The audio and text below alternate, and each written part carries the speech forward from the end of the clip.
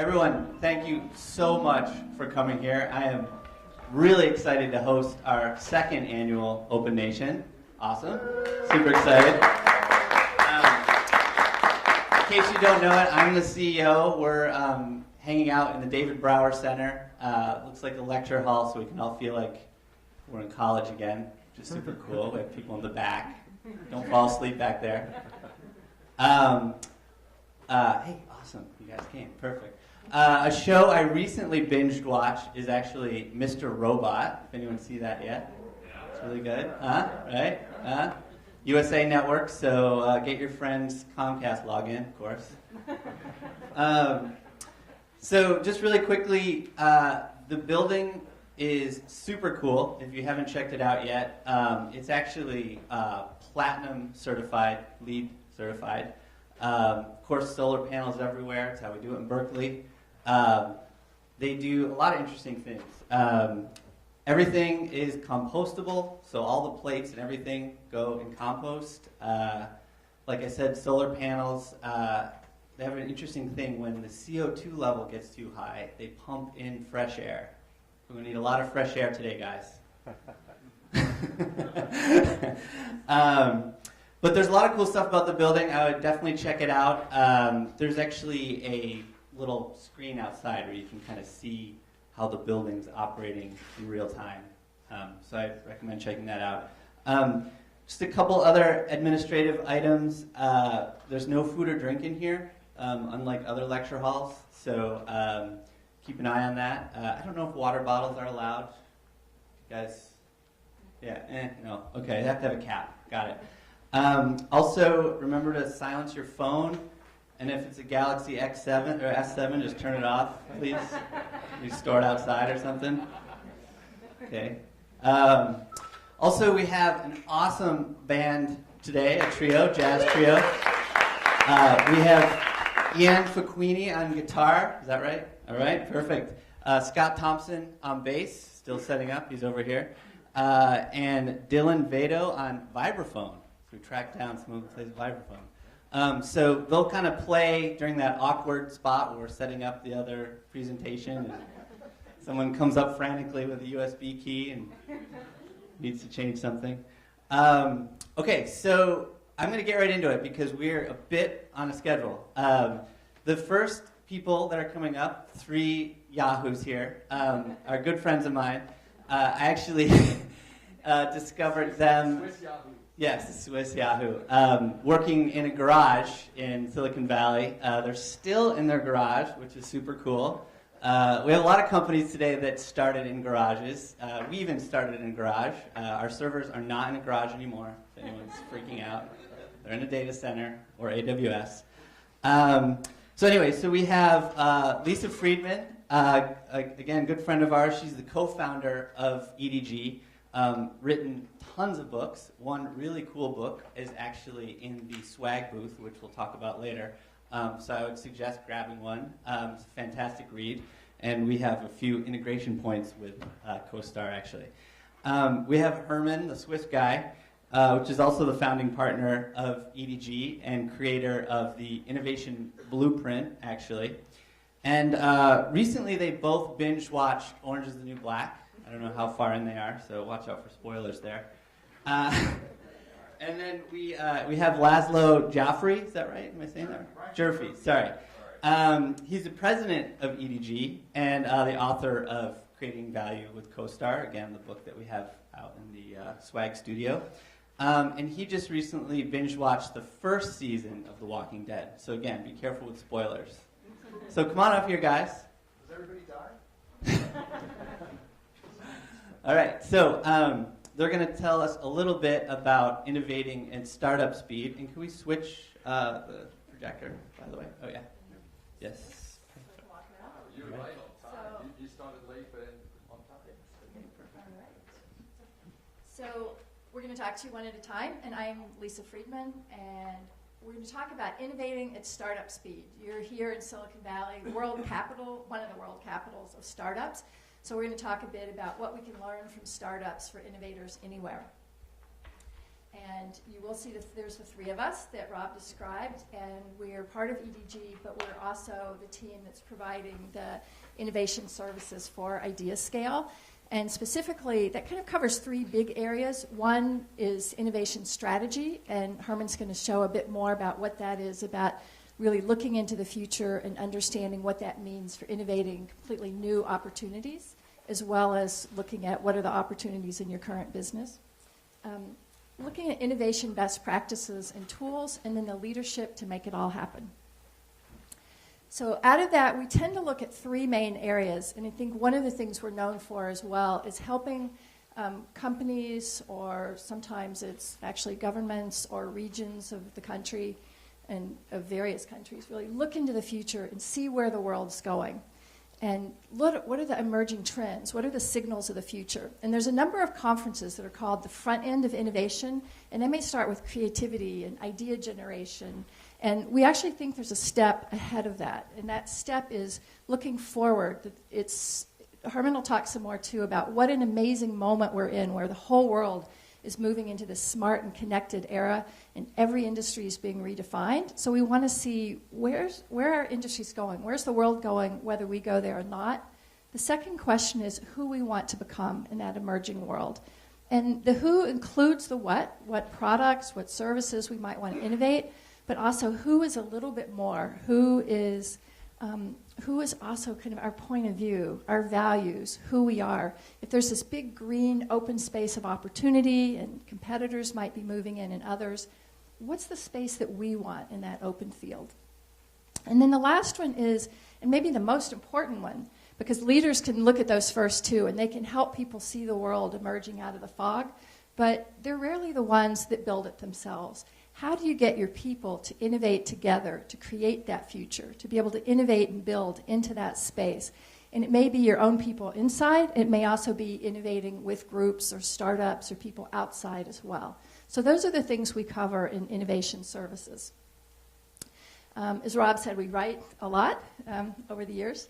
And we're going to, tomorrow when we go on a tour, we helped organize that program that we'll be traveling to see part of Silicon Valley.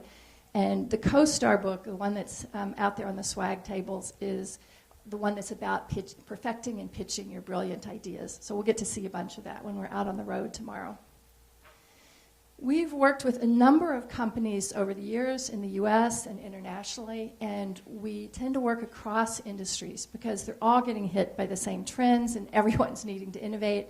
So whether it's healthcare, education, technology, telecoms, mobility, transportation, NGOs, really everyone's having to look at all these same forces. We are based in Silicon Valley, and so I think it's a real advantage for IdeaScale. It's all of us together living, just immersed in this place, that what it's about is starting things. So Silicon Valley is an ecosystem. And it's a bit like a biological ecosystem where, let's say if one of the key species that you want to thrive is innovation in your innovation system, your IdeaScale platform. But what are all the other species around? What are the other things that you need that make an ecosystem thrive? An ecosystem is the more dense and richly connected it is that helps each species in it thrive. So we're going to look a little bit at that, of what are some of the other pieces of the ecosystem. So welcome to Silicon Valley. So I know a number of you traveled to get here. We are 7 million people, but 2.8 is considered Silicon Valley. We are 45% foreign born. And part of that has to do with these next two bullet points. So one of them says that half of the US venture funding comes here. So part goes to New York, part goes to Boston, to Austin, Texas, to Miami, to Boulder, Colorado, to Seattle, to LA. But out of all of that, and lots of other cities, I mean, there's more and more innovation centers emerging everywhere, but still half of the funding comes here to this small region, and a quarter of the global funding. So there's London, Berlin, Argentina, Chile, Beijing, Shanghai, lots of other places, right? But a quarter of all of those countries where the innovation funding's going, a quarter comes here. So there's almost more money and funding looking for ideas then they can find good ideas. But that's what brings the dreamers and the innovators from all over the world to come and get that funding. We have 3 world-class universities, and I came out here to go to Stanford many years ago. I was 18, and when I went to Stanford, if I made A's or if I had got a good research assistantship, that was a good thing. But now, 7% of the students are starting businesses, still while undergraduates, in their dorm rooms. And so to be cool, people don't want to know your grades. They want to know, what did you start? So it's like the new cool factors. Start something from scratch. I think what Silicon Valley is known for is all the companies that become household names now that started as startups with 2 people, 4 people, 8 people, and kept scaling. But one of the things I think that's interesting is really the value that these venture-funded new projects can create this is for the US economy, but it's only 0.2% of the funding that goes into new projects is that some of the venture funding going into startups is creating 21% of our gross domestic product. I think this was last year, and 11% of the jobs. So what you can tell is it's productive, that funding that goes into starting these new things. It's not just venture funding that's happening now. A big part of the ecosystem is also having companies, and they're playing a really important role here. As the companies that have began as startups and then grew, they also are acquiring the startups and investing and partnering with the startups, and that helps be part of the ecosystem because the startups know they're going to have some potential buyers out there. There's some other countries we've worked with that don't have that, and it's much harder for their startups and their funders. There's a couple that we've had or even incubated in our garage. Our garage is bigger than a typical garage, has some extra rooms. We've incubated 3 startups in our garage as well. They sent them to Silicon Valley and said, go there, because they knew there were more ways to work with the bigger players. Incubators and accelerators are happening everywhere. So I think we all have an image of Silicon Valley, but I wanted to just show a couple of things that are new. Like, what's the evolution of how Silicon Valley is changing over time, to think about how an innovation ecosystem grows and gets more densely connected, so that you can think about that as you're growing your own internal ecosystems or external ones. So there are accelerators everywhere now. We are going to see one of our favorites tomorrow. We're going to go visit Plug and Play. They have about 350 to 400 startups inside in one building. And I think another level, so first there's the funders, and then there's the startups, and the next level is what I call startup heaven. If you're a startup, anything you need to help support you to be successful in starting something new. So whether it's the IP attorneys, the kind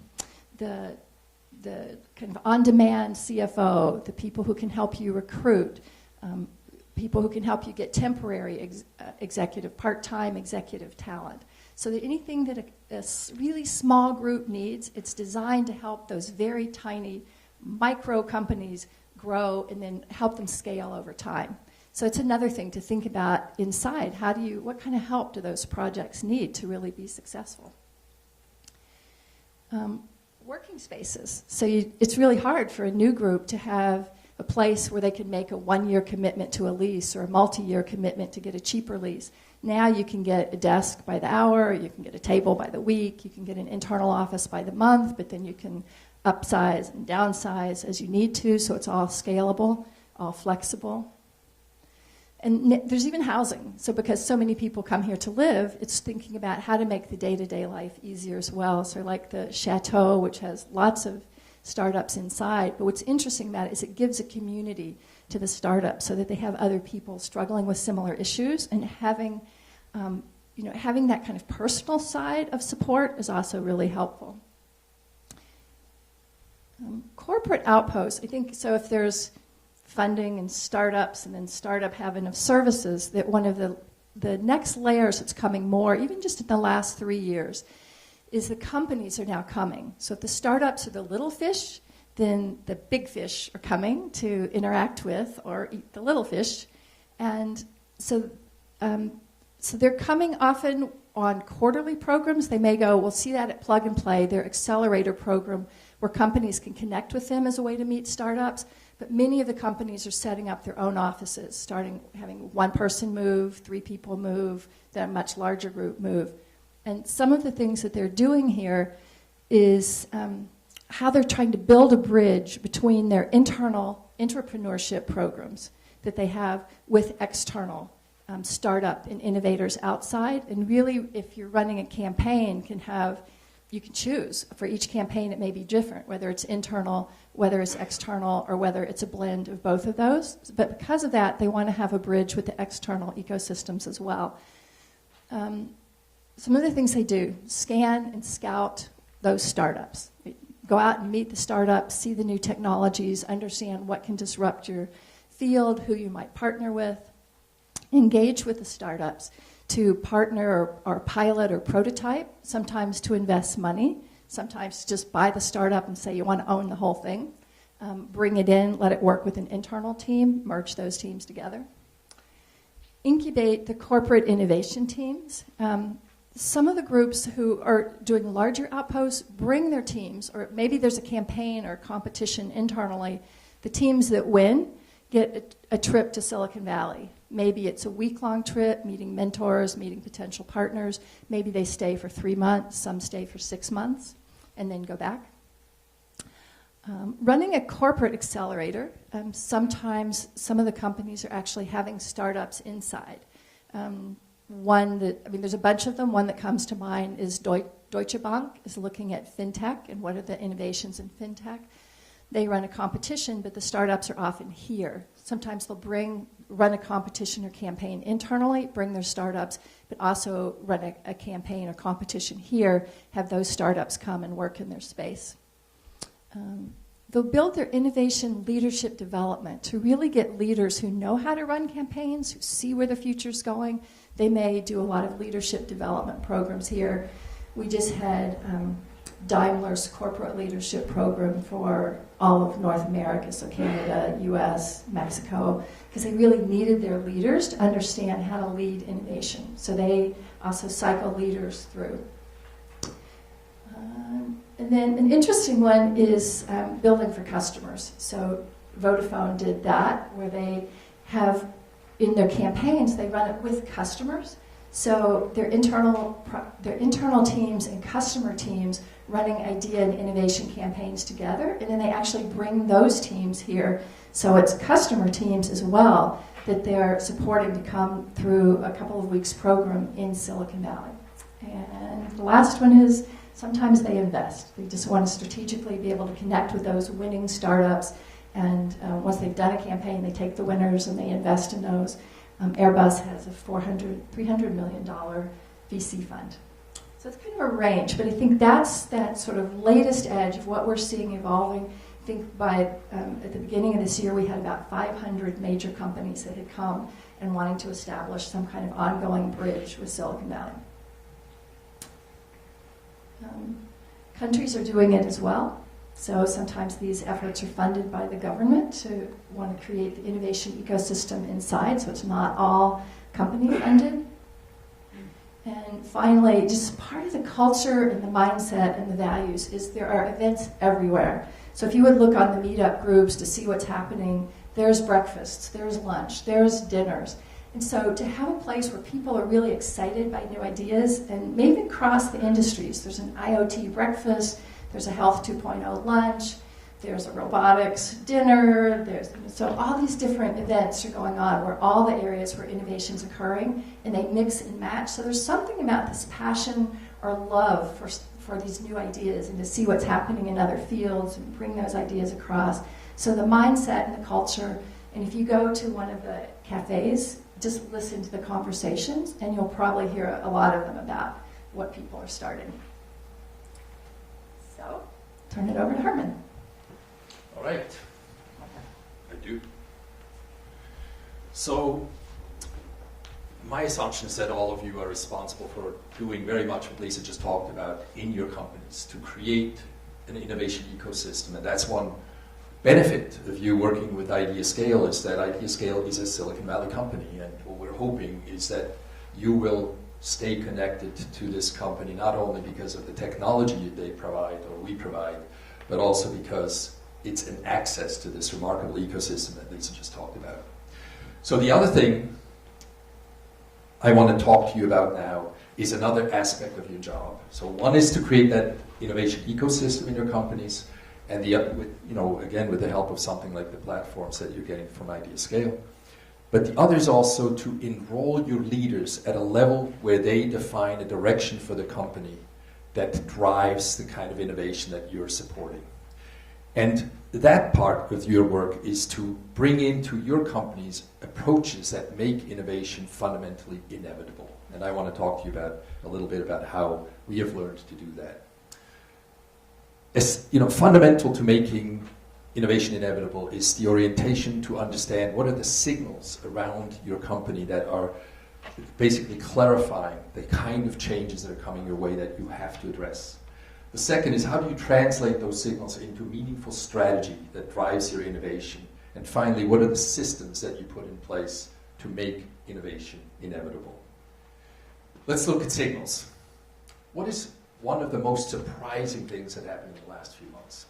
I think it's this. This is Lee Sedol. Lee Sedol is one of the best Go players in the world. Go is one of the most complex games that humans have. It's probably the most complex game that humans have invented. It presumably has more moves or more potential moves than there are elements in the universe. I can't get what that means. Somebody even said there would be 5 parallel universes needed to actually figure out how many moves that is. But when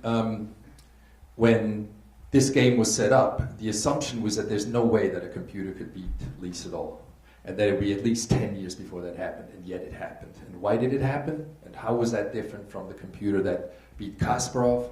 Is because Kasparov's computer was a chess-playing computer. It was coded to play chess.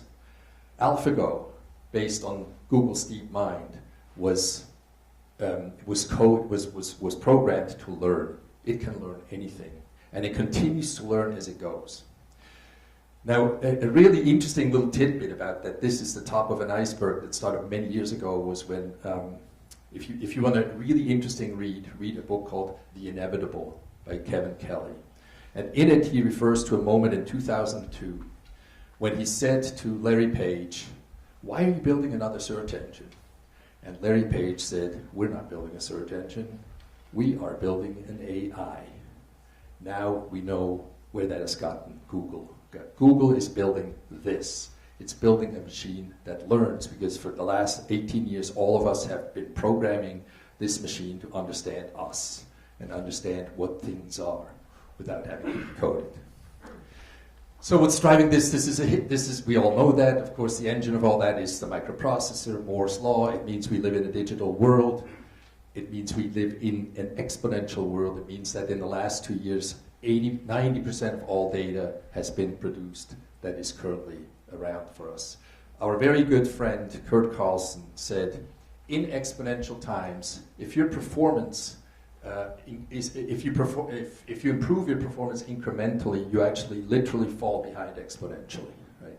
If the world keeps developing at exponential rates, and you do a little better every year, it's just simply not good enough. You fall behind exponentially, which means that you better stay in touch with the kinds of things that are coming your way, that these exponential developments. Do you understand what they are and what they mean to you and your company, and align your strategy to be there? Because today, the out of business curve doesn't look like this. It looks like that. It feels like, hey, we're doing a little better. Think of these guys. Think of Nokia, right? Think of Nokia, right? They were thinking in 2006, we're just fine. We're still selling more of these phones in India, China, etc. But literally, actually, they were falling behind, and then where are they today? A really nice little quote that I love in this context is from André Perrault, and he said, if you find yourself in this kind of exponential world and you're not sure whether you're the wolf, then sadly, you are the sheep. Meaning, if you do no longer understand the territory over which you have some level of dominance, you are going to be out of business. So the notion of understanding these signals and then interpreting them and finding out how can I reposition myself to be dominant enough in this new space that I am still around is fundamental to the success of an enterprise, or else you're going to be a sheep, and that means, you know, maybe you'll stick around, but somebody might easily come and get you. That's back to the Nokia thing I already addressed that. Let's take a quick look at a few other signals. Let's practice this signal processing. So many of you have seen this device, right? You're familiar with Echo? Here's when you use the wake word we chose. Alexa. Well, what does it do? Alexa, what do you do? I can play music, answer questions, get the news and weather, create to-do lists, and much more. So what does this thing mean? What is that a signal of, right? When you all of a sudden have the kind of computational power that right now we're looking at through our screens, and the screens now disappear because something is happening around us that is basically providing us with the same service that our iPhones, you know, cell phones do. Then let's say you buy something on Alexa, right? And you purchase something, and now you're expecting it to come to your house, and look at what it looks like behind the scene, right? Have you seen this? That's what an Amazon center looks like, right? There's no human being in there, right? These are just these racks traveling around with your stuff. Then somebody packages them in the end. You know, one human being goes to the rack, pulls them off, puts them in a box. That's the last human being in those Amazon service centers, right? That's what it looks like. These are empty factories that are behind that interesting thing called an Amazon Echo. Right? Look at that. Where are the humans? Right? Where are they? Something really big is happening. There's just one more picture I want you to see. There we go. There's the human. Right? He gets to put that together, and there's your package. You ordered it on their Echo, and there it comes. Right? Isn't that interesting? Google, Nest, same kind of idea. Go into the home, video, presence. It can detect your presence. It has a speaker and a smoke detector. It's constantly present for you. And now it creates an ecosystem in your home where it can connect you to all the devices, everything in your house, including things like your car. So Mercedes is a member of Works with Nest, so that when you get into your Mercedes in the morning or in the afternoon, it knows exactly when to turn off the lights, when to turn them on, when to turn on the heat, etc. Right? And now we have, of course, Google Home, right? And that interacts with Nest as well. Google Home is very much like Amazon Echo. Cisco talked about how we're moving from the early internet of connectivity and network economy to immersive experience and to the internet of everything. And here's the important point. This is the point that blows my mind. I was born in the 50s. Wow, that's crazy. There's some of us around. And here's what John Chambers says. He says, I predict that the Internet of Everything will be 5 to 10 times more impactful than the Internet has been to date. The reason why I mentioned my age is because I can really remember what the world looked like before the Internet. It was really a different world from where we are today. Now imagine something that's 5 to 10 times more impactful than what we've just lived through. It's mind-boggling. It's mind-blowing. And just the other day, I heard somebody say it's going to be 31 times more impactful. You know, we're just trying to hunt down how big that thing is. So we are now living in a world of the Internet of Everything. It gives rise to industries and orientations we hadn't thought about in areas like healthcare, in areas like agriculture. Anything that we do is being disrupted, and there are all kinds of new businesses coming our way. IBM does, IBM Watson, same kind of thing as DeepMind. The point, again, of these cognitive computing systems is that they can think, they can interpret human language, they don't need to be coded with computer language.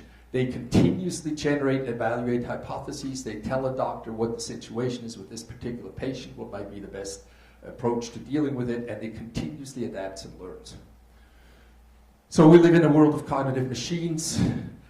Now, there's the cognitive machine, and then we all carry around these devices, and we are continuously putting out digital exhaust.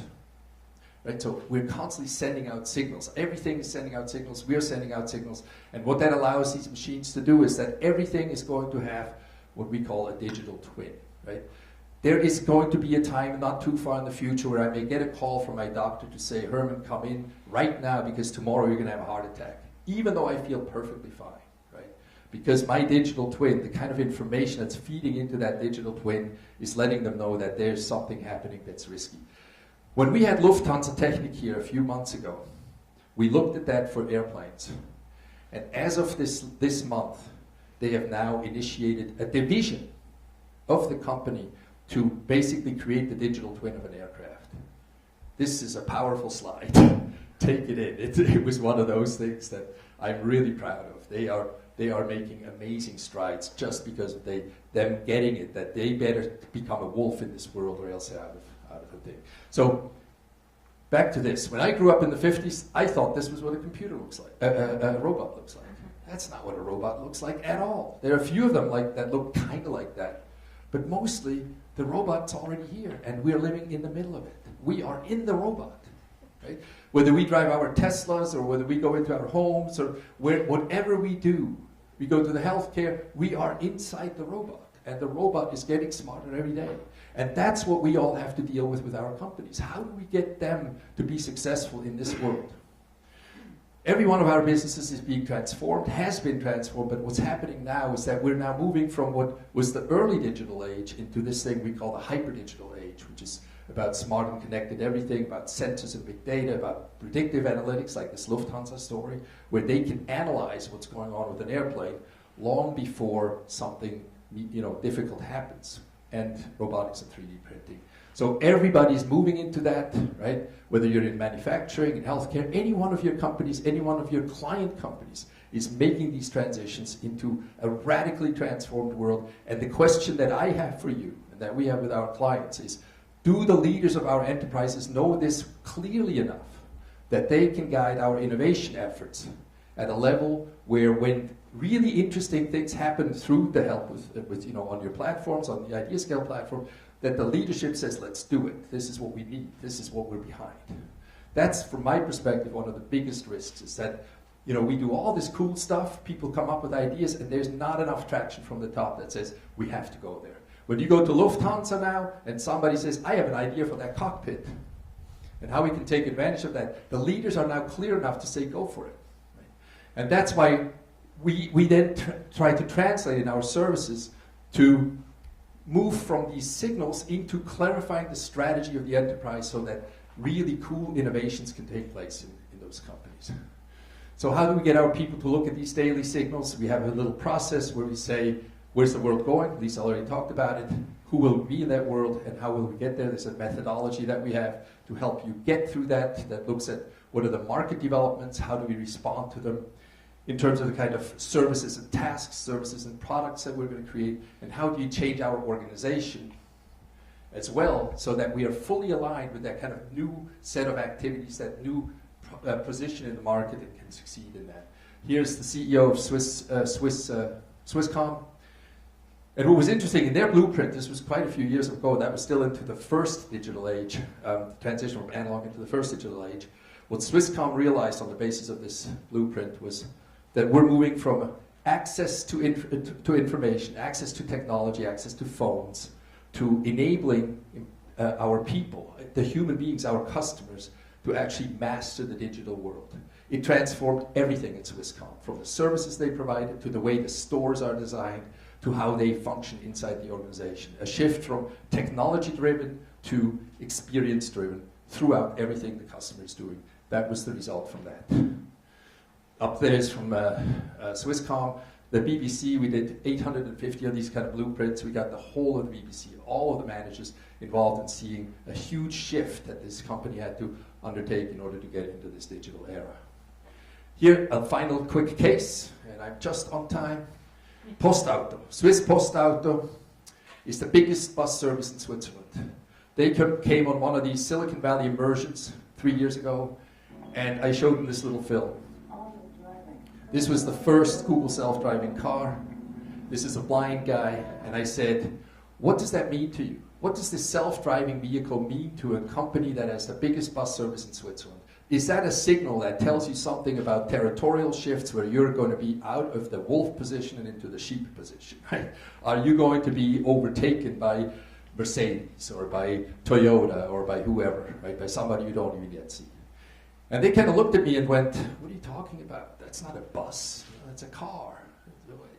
What, And I said, yeah, it's a car and it's legal in a bunch of states and it's coming and it's not going to go away. And here's my question to you. I said, Is the person who is traveling in that kind of car a driver? Is that person closer to the kind of person that goes into your bus? Or is it closer to a person who has some kind of psychological testosterone relationship to a machine, right? The machine becomes irrelevant. My testosterone doesn't get elevated anymore when I can't hold that steering wheel and push the accelerator and those kind of things, right? I'm a passenger, and what I want is to be picked up when I want to be picked up, taken to where I want to go. You get the point, right? And so I put this up.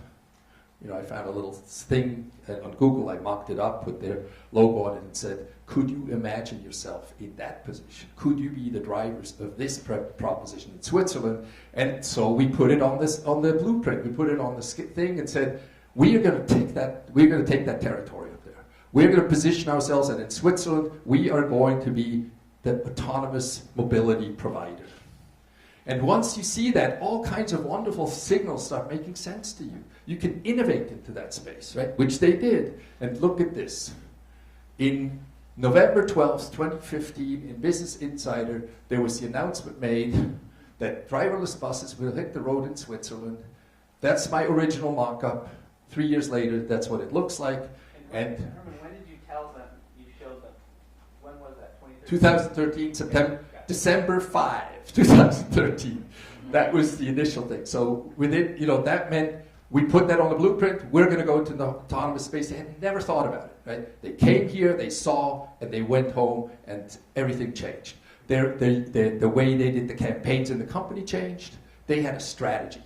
And what was really interesting, since you're mentioning it, on that December date, the head of this bus service, he looked like a haunted animal. He was looking very grim, and what is this guy bringing in? What are we going to do about this? He was not really a very happy camper, and you should have seen him when this went up, right? So this was in June. In June, this thing is now in service. See that guy? Right? I was one happy camper, but you should have seen the CEO of the bus service. You should have seen the mayor of the city where that was done. You should have seen the regulators who said, we pushed this regulation through in 2 months. That has never been done before. You should have seen the startups, the guys who were putting in the control function over all these self-driving little buses. The university, EPFL from Lausanne, the whole ecosystem rose to this experience and said, aren't we great? And the employees and the journalists, extraordinary, right? And so here's what I leave you with. Are you going to be a wolf in this world? Are you going to work with your leadership to get them behind these kind of signals and capable to say, this is a territory that we're taking control of, this is where we're heading, now innovate into that space, right? And what would that look like for you? All right? So that's what we're aiming for with our sort of innovation services that we're talking about, is how can we support you to give that kind of energy to your innovation activities in your companies by clarifying what's going on in the world, who are we going to be in that world? Yes, we're going to be in this autonomous space. Yes, we're going to be in this Internet of Everything world, or whatever that is, and then formulating around that kind of commitment from the leadership a strategy and a set of campaigns to actually get you there. All right? And now over to Laszlo. This mic has a very low, you have to hold it to your chin. See, he never really gives up control. Well, all right. How wonderful to see all of you here. And just even before we start, Jessica and your team, thank you for pulling this all together. It's wonderful that you It's a real treat. All right, I'm going to try and follow my two colleagues who are always remarkable and build on the Silicon Valley stories and the signals, and talk a little bit about how we think about a systematic approach to bring this sort of discipline of innovation inside your organization, and give you some examples and see if I can ground this in some of the services we offer. But let me just make sort of one quick point that I think pulled out of Herman's story, that it is a remarkable time to be an innovator. It is just an incredible time for your organizations, for your people. There's unlimited amount of problems to be solved in this world. unlimited amount of opportunities to work and do new things with your customers. And the world has never had a place in which your access to information, to tools, to resources, to people have ever been so prevalent. So this is just a tremendous moment in history to be in a room like this filled with people who are innovating and making it happen every day. And I'm really excited about it. However, innovation inside organizations is not easy. You bump into these curmudgeons all the time, right? Getting your ideas passed, imagine having to pitch to this guy in a jury, right? It would not be easy. And there are a million excuses about why we shouldn't innovate and the disruptions it causes. Even the most brilliant ideas create tension inside organizations, which is why we have the kind of services we offer inside our clients and to our clients every day to help them actually achieve their innovation potential. What are the things we offer? Well, there are a couple of easy ones I can put out there, right, to help with your crowdsourcing efforts. So one is, Herman just described the fact that we actually do some very straightforward but quite inspiring practice of building innovation strategies and getting organizations aligned around where they need to be going in the future and what are the priorities and the opportunities within our corporation and outside our corporation to invent. I got to tell you, and for those of you who are innovating every day in your organization, it is so much easier if the organization or your business is pulling from you, demanding your help around innovation rather than you having to push the organization to be more innovative. So if you can get out in front of it and create a demand for your services and your systems and your solutions, you are way ahead of the game. Secondly, we help our clients build innovation programs, whatever shape or form they may be. If you're reaching out to your customers or to citizens in an open fashion, we can help you build those. We've also helped you build these systems inside your organizations. And one way we look at it is we think about what is the program that's uniquely for you, right? What is your equivalent of the HP garage? How do you need to invent? And they did a beautiful thing. They put together some ground rules that I'm going to just share with you as this foundation for, I hope you find an inspirational foundation for your work and for the day. What are some of the ground rules from this mythic place in the HP garage? First of all, believe you can change the world. Work quickly, work whenever, and keep the tools unlocked. Know when to work alone and when to work together. Trust your colleagues. Share tools and ideas. No politics. This is ridiculous in a garage. The customer defines a job well done. Radical ideas are not bad ideas. Invent different ways of working. Make a contribution every day. If it doesn't contribute, it doesn't leave the garage. Now, I don't know what your innovation program looks like or what you need, but you know it needs to operate in a highly efficient way in some shape or form and bring some of the inspiration from the outside and the inside together to be successful. So we help our clients do that. You got a feel for that from the Swiss Post story as well. The other thing we do is we do a lot of innovation training. Honestly, we have found if you want your employees to come up with bigger ideas that move the needle, bolder ideas that change the game in your favor, better ideas that have a higher success rate of coming through and delivering the kind of ROI you're trying to get out of your innovation efforts, it helps to train them. It helps to teach them. So we have three basic kinds of training programs that we offer up. One for employees, get them smarter about how to innovate. Two, the other is for leaders. Right? Leading innovation is different from actually delivering on it. Right? You are trying to create a culture of innovation in your organization. That requires leaders to spend time in particular roles and do nuanced things to help build a kind of culture that is about courage, about creativity, and about collaboration. We also help develop innovation catalysts so you can have local experts scattered around your organization who can help people who are just starting up their ideas and need the extra nurturing to bring them into the platform or pitch them successfully. Right? You want to have an entire workforce of idea champions, sort of volunteering their time, their energy, enthusiasm, because we all know innovation is largely a volunteer sport. Right? Unless you've been assigned the job to go innovate, we are crowdsourcing out of people who are giving freely of their own effort and energy and enthusiasm. Right? So the fact that we can help them develop these ideas is a great task and an important one to get done. This one's relatively straightforward. We have a whole room filled with people who run campaigns all the time. We are happy to help, particularly if you have enthusiasm about elevating the strategic level of your campaigns. We can help you work on that. Finally, we do ad hoc innovation projects all the time. We get asked for clients for help on a whole series of kinds of things, whether it's help us with a giant kickoff event inside our organization, Or it's, we'd like to do an immersion program. We want to come here in Silicon Valley and bring our leaders and spend a week and get introduced to the signals of the future and then map our own strategic blueprint forward. Or if we want to do an innovation fitness survey in which we assess the capabilities of our entire organization and learn about our strengths, our weaknesses, and how we can improve. Or if we want to use design thinking techniques to go and look and try and develop specific new products and services. All of those things that we can now help. So it's an exciting partnership we're building here with Idea Scale. Let me ask one more thing at a personal level, because I've been working on this and it's a build on the book that Lisa and I wrote.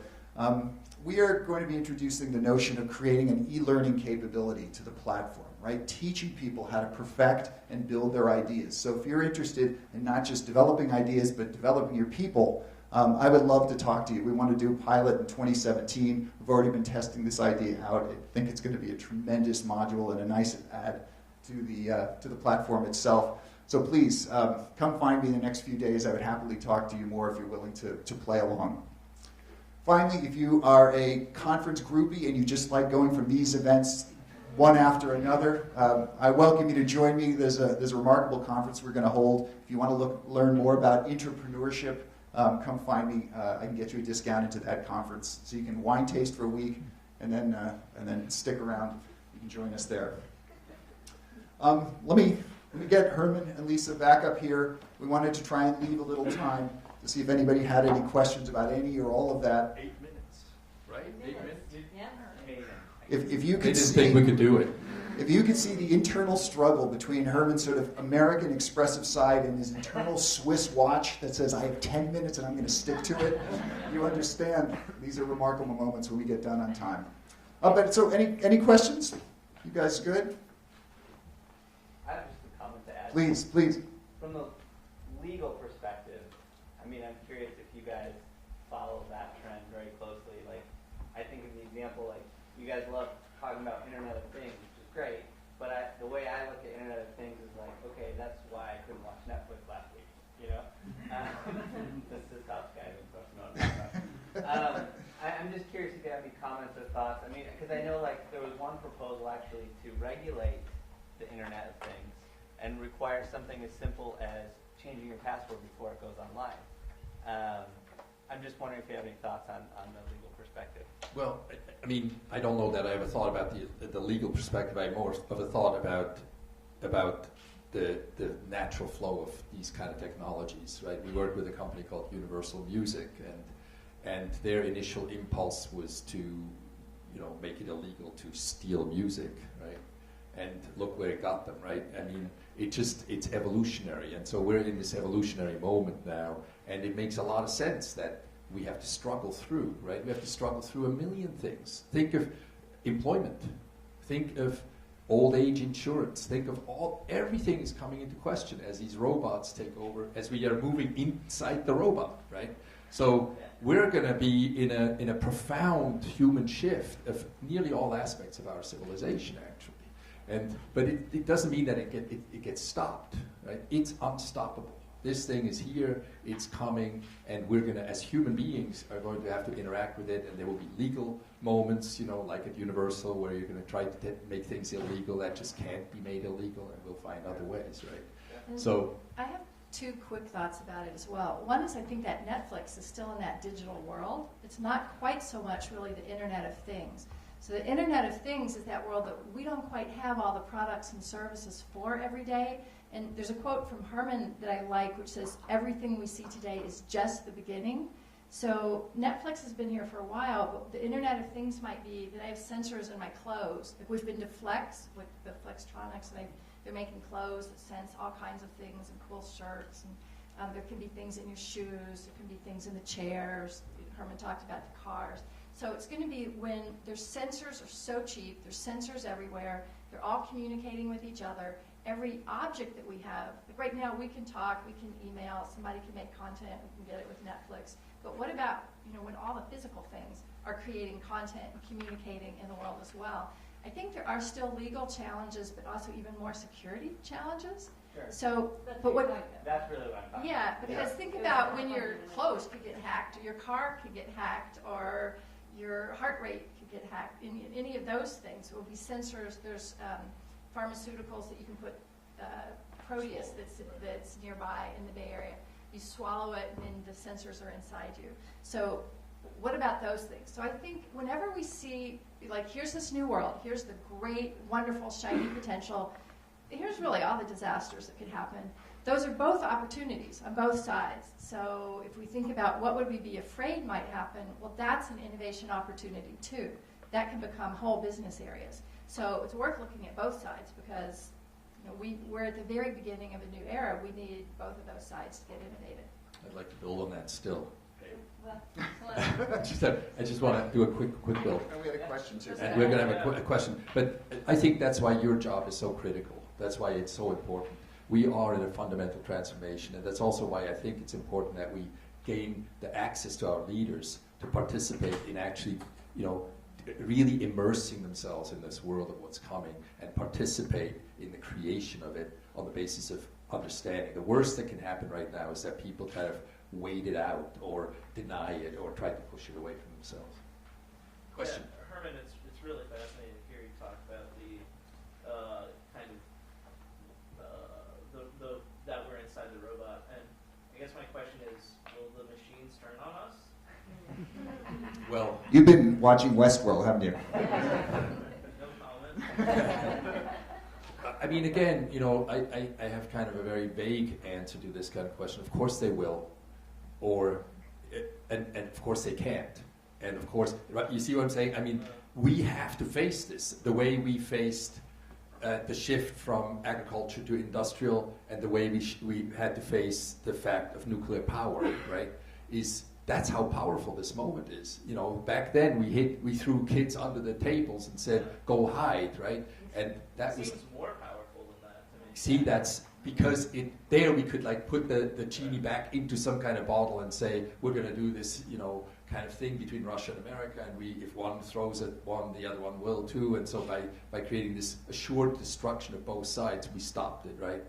So, but again, we have to talk about it. I had a conversation with a bunch of ethicists in the University of Santa Clara, and they were talking about children not going to school, and I said, guys, wake up.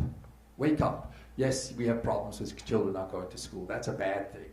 But that are so immersed in their digital devices that the ethical consideration, we have to look at that. That's not the issue. The issue that you're raising is the issue. We need ethicists. We need philosophers. We need the world to participate in a conversation, to figure out what are we going to do. And I think in a way that makes it a really exciting time because there are all these whole new questions, and so you can ask that question, and really none of us have the answers to it. We haven't answered as a society. We haven't answered that question yet. So it's a really great question to kind of lift it up. I had a question when I saw the Amazon video that we put in of the warehouse, and there is one in the Bay Area. There's a distribution center. I'd never seen that. I didn't know when I can talk to Alexa and have her order something for me, and it shows up 2 days later. I had no clue that's what it was. So if you think about the job market, and we think that it's immigrants taking our jobs, I mean, it's the 7th graders being in robotics clubs, so build a wall around those kids. Don't let them out. I was just moved by that. I almost cried when I saw that video. So I think there are all kinds of questions like that, security questions, humans versus robots questions, and jobs questions, economy questions. That now that we see it, it's time for us to get involved as innovators and begin to come up with solutions to those things. So this we is don't the think about beginning. it, who will? This is the beginning of our time together. I see a hand, but I think we're out of time. One more? Okay, please. Thank you for a great presentation. What have you seen in the way of expressing and refining values in the process? Gets to the ethics question, so that in a sense there's an evolutionary process of ideas. Some of them will die. We're part of that jury. What have you seen in that interplay? It's part of the blueprint too. Is yeah. Well, it needs to be. So it's not just all about business. Values. Our personal. Yeah. But in the interplay across this innovation ecosystem. Well, and we'll show some of that tomorrow when we're going to talk more about CoStar. But it's a huge part. And different companies and regions will work with it in different ways. Some are much more values driven and actually start there. But it is part of the blueprint. So the blueprint has kind of a whole circle for what are the culture and the values. And we talked about innovating into that field and the who being more than just the what. That's part of what that discussion is. It's like what we're going to create, but what's our way, what are our values about the way we're going to create that particular thing that are offering. I mean, it So it's reminds really me a lot important. about the work we did at Swisscom, right? The driver was the shifting in technology, but then the response was actually reconnecting to the consumers in a completely new way and recognizing that their biggest issue is going to be mastering this world, right? And for a technology company to make that shift and say, wait a minute, we need to reconnect. Same actually at the BBC, where it was like we're just this sort of broadcast-oriented, we make shows to say, wait a minute, our audiences are shifting, they're on devices, they want to do their own thing. We have to reconnect to them. And so the one thing that I see also with Alexa and those kind of developments is I see actually a rehumanization, where that comes from the robot around us, is that we can look up from our screens and say, wait a minute, there's a guy, there's a person there, let's connect to that. And we see quite a bit of that. Go to Burning Man and you get the feeling for that. And the leadership, I think the leadership helps to set the values discussion as well, because leaders, as part of what we do is innovation leaders, you're often giving the message to your innovators about what you want to create, and exactly what you said about what you choose when you're on the jury. It's nice to let them know ahead of time before they're creating what the values are. And so it's in both places, the communications up front and then in the choices that you make. And there's a slide in kind of our CoStar value proposition that talks about results. And are they just financial results? Or are you looking at social and environmental? And things like the Brower Center is interesting. It's got the values built into it, so that the leaders need to say, in this future we're building, what is it? Who are we? What are our values? You need to be part of that and to make sure all your innovators know that. So what a wonderful gift for you to let us start. I know we're going to have 2 days together, and so let's connect. This is just the beginning. We're going to be in a bus a lot tomorrow. We're going to be together all day. We're going to have breaks. Please, let's connect, okay? These are fantastic questions. Thank you so much.